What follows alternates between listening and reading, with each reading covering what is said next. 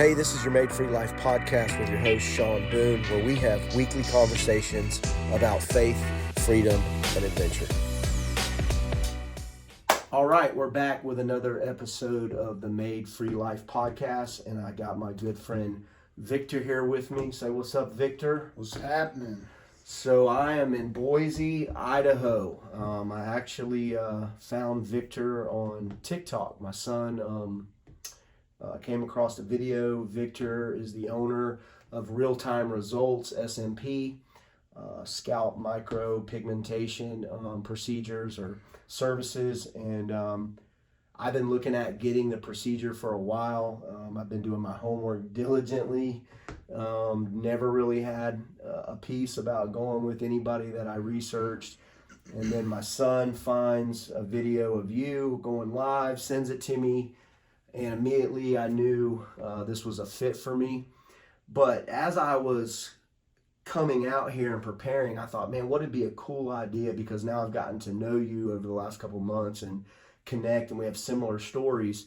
And, you know, it was on my heart to do a series on restoration, because I'm a product of that. You know, God has completely 180'd me in so many ways. And so I called you and I said, hey man, when I'm out there doing the service, what do you think about shooting a podcast? And of course you were down.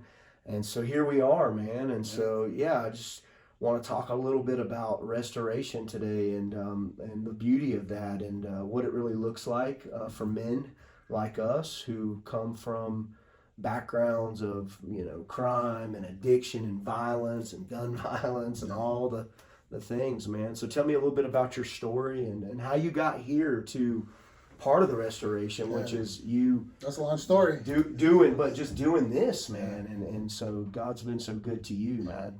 Yeah, so I got 10 years in and out of the prison system, and all I've ever known was the violence, the chaos, the selling dope, and you know, the street thing. Yeah. And same.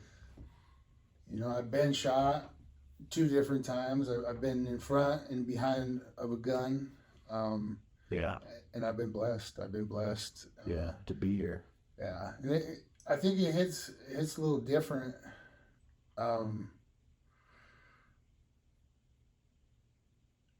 When you've been on either side of the gun. You know what I mean? No doubt. A lot of people think, oh, hey, that's cool, that's down, that's this, that.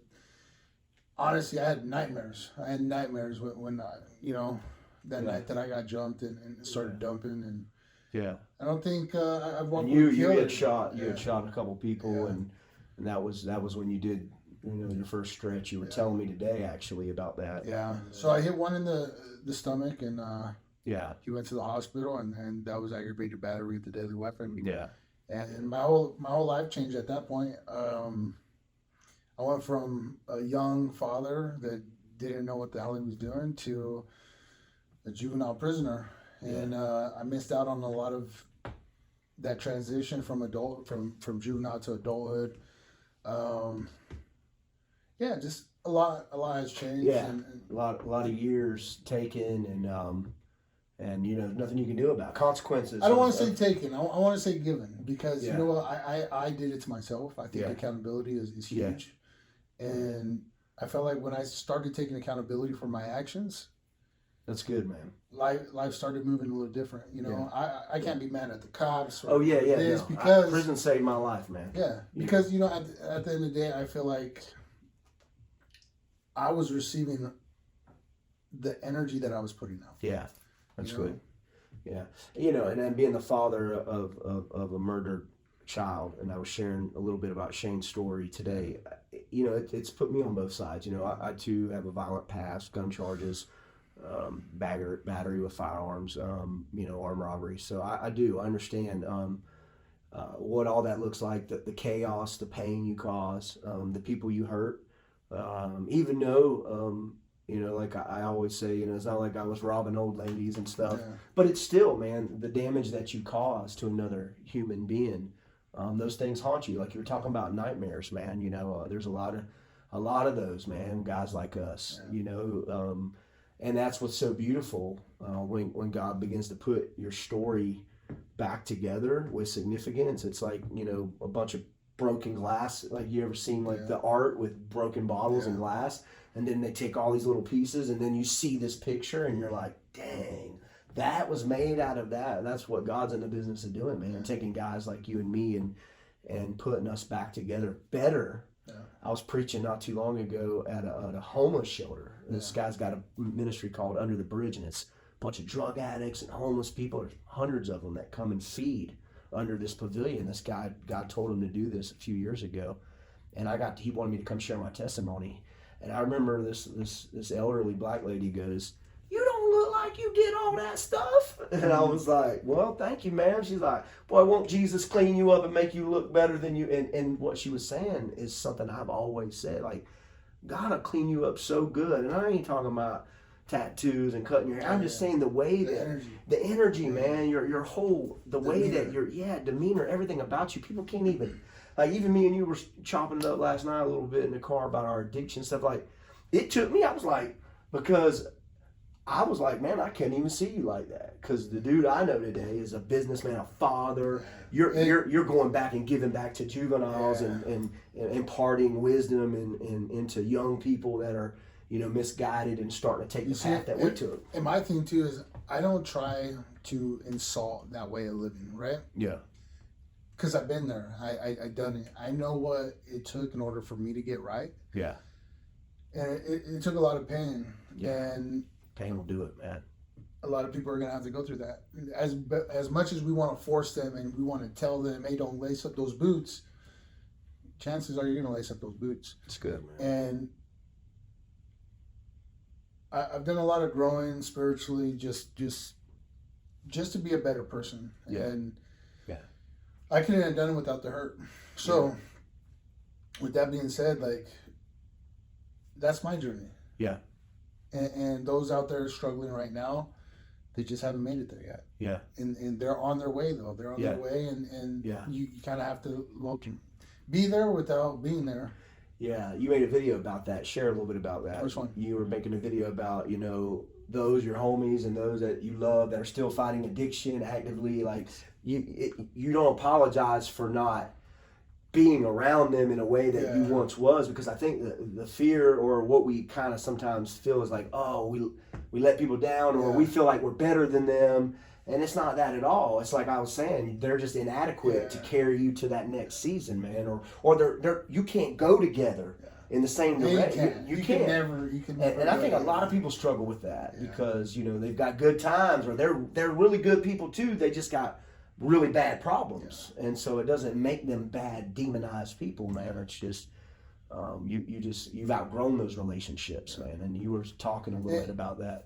Yeah, no. So that situation, I had a buddy that he committed suicide, and a lot of it revolved around the addiction part, right? Chaos of addiction and stuff. Yeah. And for me, like, man, I'm tired of going to funerals and watching these pictures, and it just being like individuals not living to their full potential. Yeah.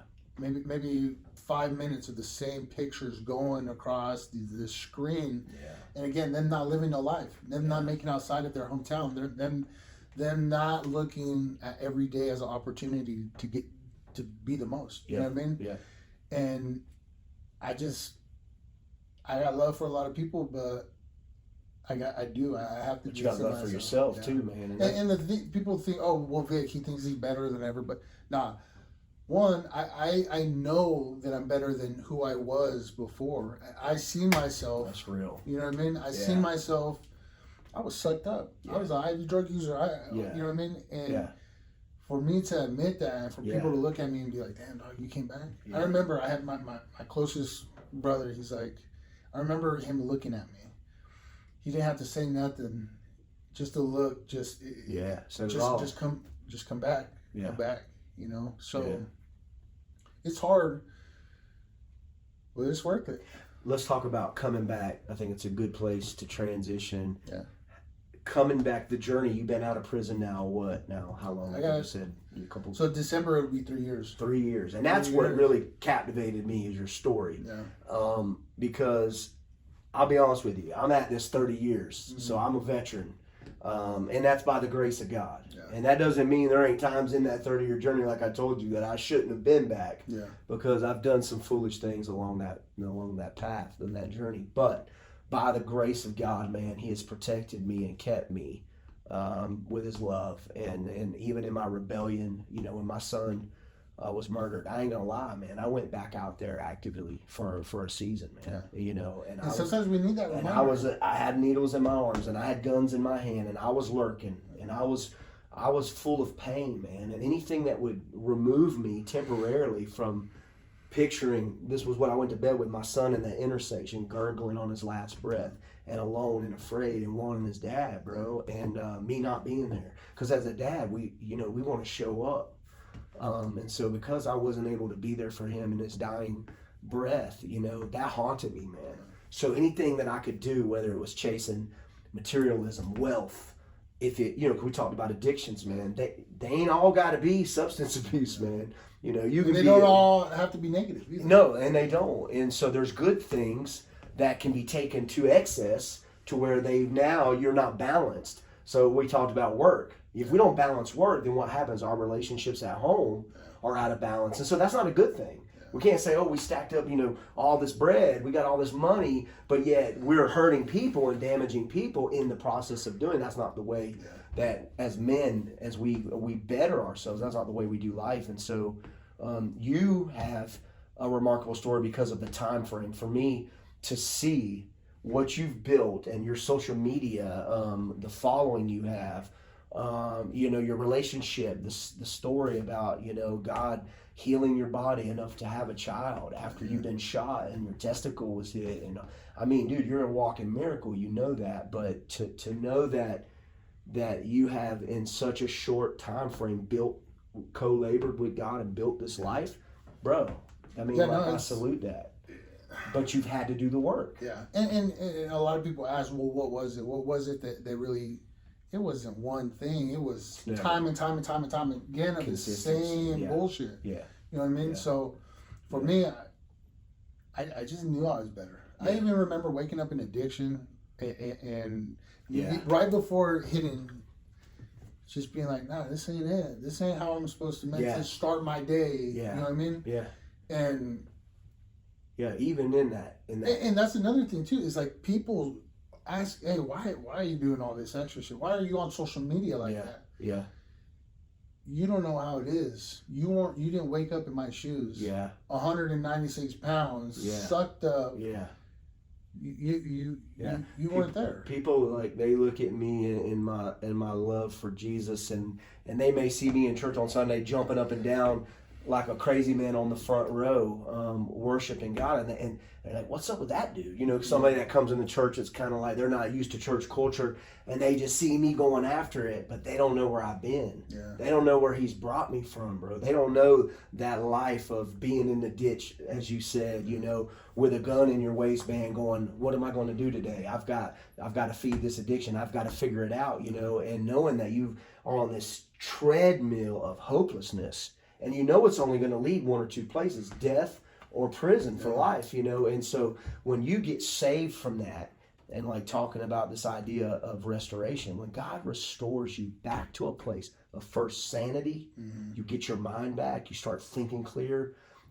He begins to put desires in your heart that line up with His desires for you. He gives you witty inventions and like this kind of thing. He's giving you this S&P thing and giving you a gift, man. Like, dude, you see things other people don't see. You're able to look at ahead and go, man, I know exactly what when we talked about my thing, I had all these ideas and we talked and you're like, bro, I'm gonna just get you out here and we just look at it. And bro, the whole time I've had this trust of like, no, this guy's anointed for this, man. He's built for this.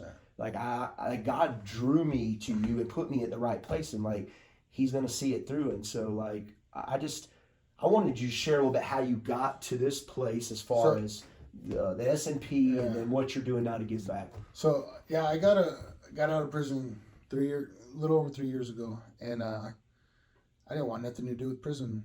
I topped out. Yeah. I got 10 years in the prison system, and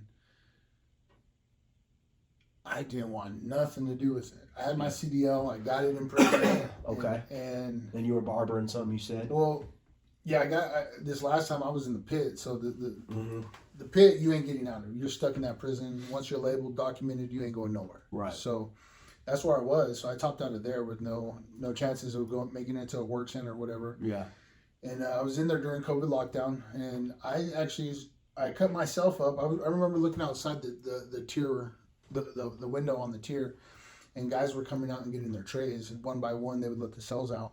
And these guys look rough. They look rough. They look miserable. They just let themselves go, right? Yeah. And I look in the mirror. I'm like, oh shit, I gotta clean myself up. So Yeah. I did. I cleaned myself up by that dinner time. Yeah. Cleaned myself up, and my cellie, he's like, hey, hook it up. So I cleaned him up, and we came out, feeling a little better, a little pep in the step. And people were thinking a barber came on, and they had to put in kites to get a haircut, and Mm-hmm. and my homie's like, no, hey, the homie did it right here, you know, and he was 9 years into a 14 piece. Yeah. So not a whole lot of things made that man smile. Yeah, you know yeah. what I mean? He was usually the grumpy one, the older one. And Yeah. just watching people come in and out, and for me to see how much an impact, or how much a haircut impacted somebody and made them smile, like that was fulfilling. So when I fast forward to when I got out, I didn't want nothing to do with driving truck. Being confined in an area, calling home, away from family, just reminded me of prison. Yeah, I could totally see it. I got into barbering school. In barbering school, I just took off with it, man. I did the most. And all this energy that I put into the dope game and being a gangbanger and prison and this and that, like I was up there, and I put that same energy that I was using into all this other shit into something positive. And I started like inspiring people, and for people to be like, yeah, I knew you, and for me to see where you're at inspires me to do better. Bro, I get those messages all the time. I just don't and that's like what keeps them us out. going too, man. Yeah, I don't like putting them out there. It's like when you feed. Hey, watch me! I'm feeding the homeless. Man, you should just be doing that. I'm with you on that, and I share those with closest friends. But one of the things that, because I'm not for everybody, and I love that you and I have that same. I'm too much for a lot, and not enough for many, and so, but I'm comfortable with that. Bro, one thing, when you get to my age, you're a lot younger than me. When you get to almost 51, bro, you've learned not to give a shit about other people's opinions when it comes to you and the life that God's got you and the path He's got you on. So for me, man, I really have let go of allowing people to control by their opinions, because at the end of the day, I know whose I am and who I am. And so there's a confidence in that, not arrogance. Doesn't mean now I belittle, look down on people, but it does mean that I'm confident in who I am. And so the things that it don't matter. So I know that those things don't matter. Going back to like us, everybody's not gonna be feeling us and be inspired by us, but those that are, man, there's something that happens on the inside of us. It turns our crank. It makes us come alive when we realize that. I like to say it this way. I'm a hope dealer today. I used to sell a lot of dope. And now I sell a lot of hope, but it's free. And I sell it by the ton. Because I leave people, my whole motto is I want to leave people better than I found them. And so when I get, like this girl the other day, man, I won't mention her name, but she's an addict. She just got clean. And she sends me this video in tears. Just a little like 40, 50-second video. And she's just like, man, just keep doing what you're doing, please, because every day that I'm battling, and she's like, and I'm ready to just give up, and she's like, and I'll come across your social media, and you'll say something right in that moment that I'm dealing with. It's like, it's a God thing. She's like, it's just, it can't happen at no other perfect time. And she's like, so I just want you to know, like, you're making an impact more than what you know. Because a lot of people aren't going to like and comment and leave, but that doesn't mean, it wasn't that long ago that I was down south, and this guy, I was in a pawn shop, bro, and this dude goes, he's staring at me. At first, like, I'm like, okay, like, he's like, I feel like he's sizing me up from across the room, and I'm like, but I'm chill, I'm just going about my business. And then he keeps making this awkward, like, locking in with me, and so he starts walking across the pawn shop to me, And he goes, hey man, you don't know who I am, but I watch you on social media. And I was like, oh, okay, that's what's up. And he's like, so I shake his hand and he tells me who he is. But he said, I've said if I ever saw you, that I would do this. And he grabs me and brings me in for the bro hug. And he goes, man, I'm sorry about your son and what happened. And he goes, dude, I just want you to know, like, I look for your stuff every week, man. He says, like, dude, you just inspire me. All that you've been through. And I know your story before that because I heard you preach, and he's telling me the background. But, like, dude, I'm in another town. Yeah. Like, I'm not. And so it's those things, man, that keep us aware that we're making a difference and that God didn't waste nothing. He knew what it was going to take for us to get to where we are. And we're still unfinished men in progress. But we're acutely aware of our condition. And I think that's huge is just being aware. And willing to be better. I love what you said. I want to be better. I'm not in competition with you. You're not with me, and we're not with any other man. But we are in competition with the Shawn and Victor of yesterday. I do feel like a lot of people though they personalize it. Yeah. And yeah. I feel like us as men, maybe that's something that's been instilled in us. But the whole, hey, you've dealt with some things that are definitely going to help me. I actually put on that men's retreat, and it was called the Free Men's Retreat. I love it. And tell us a little bit about that, just the heart behind it. So I was in Puerto Rico. I went a year ago. I went to my first men's retreat, and walking into a cabin on the lake with a room full of entrepreneurs that were just killing it in what they had going on. Yeah. And I went. That little voice inside your head that just talks you out of doing some stuff that's going to better you, right? Is like, get out of there. You're not worth being in there. And I shut that voice down. I walked into that cabin, and at the time I pulled up in a 2005 beat up Expedition, and I get there, Range Rover, Lambos, just nice rides. And I was like, nah, man. Anyway, I got off, went inside, and I was almost like the most interesting person in the room because these guys were looking at me and they're hearing my story and they're like, tell us more. Yeah. And then I felt some type of way that I got 10 years in the prison system, and these classes that are mandatory, I'm no longer utilizing in the lifestyle that I'm living now, right? So it's like, why weren't they teaching us?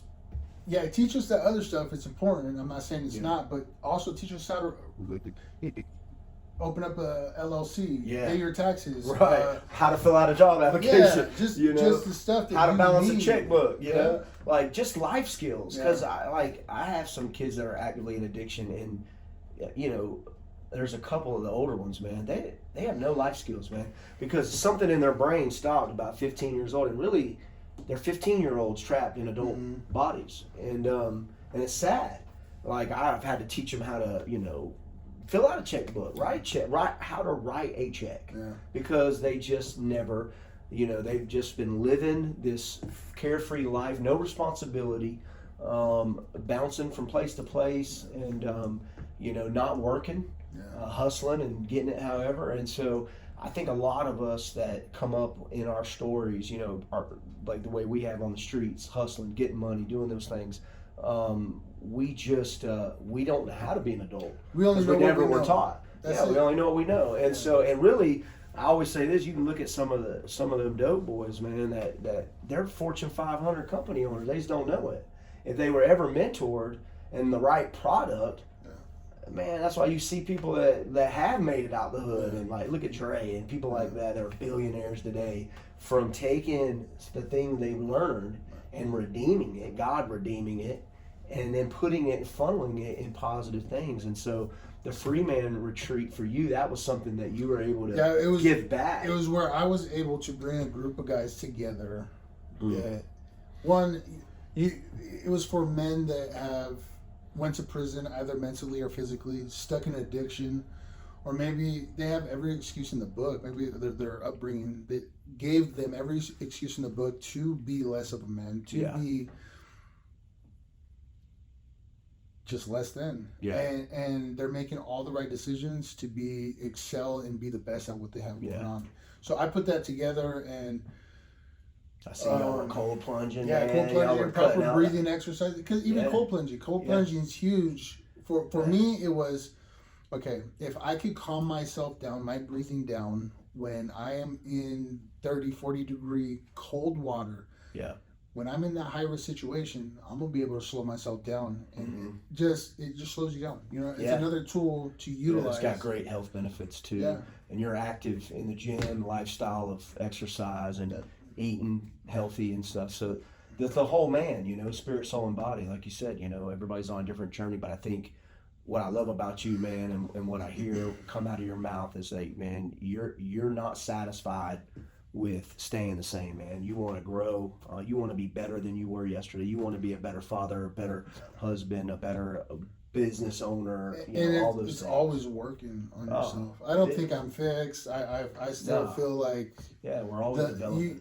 People around me, I haven't seen the best me. Yeah. And they won't, because I'm that. Always going to continue to strive for that. And just be better. Yeah, man. Well, dude, I appreciate you taking the time and sharing. I mean, it's just it's amazing. These last 3 days have been amazing. I could stay a few more days, man. Oh, you'll be back and hang out. But yeah, I'll be back. We're going to do the training.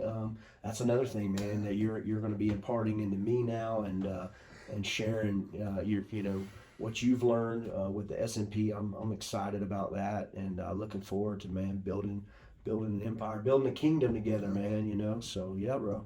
I appreciate it, man. Thank you so much. You're a good man, and that's what I want to say. You know, I think men need to hear that, you know, because we've been told we're bad our whole lives. You're bad. You're a bad guy. You're this.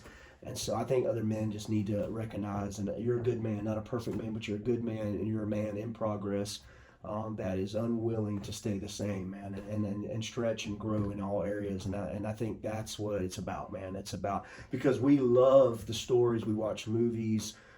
We love everything about the dude that totally F's it up, right? Like he's messed everything up. He's burned every bridge. He's hurt everybody. He's lost it all, and he's got it all back, man. And he's building it back. Sometimes those movies, those stories, obviously, hey, that's real life shit. It is. And sometimes you don't get it back. Yeah, you know, it's true. That's true. Real life consequences. Every day's a gift, man. So all right, man. God bless you. Thanks so much.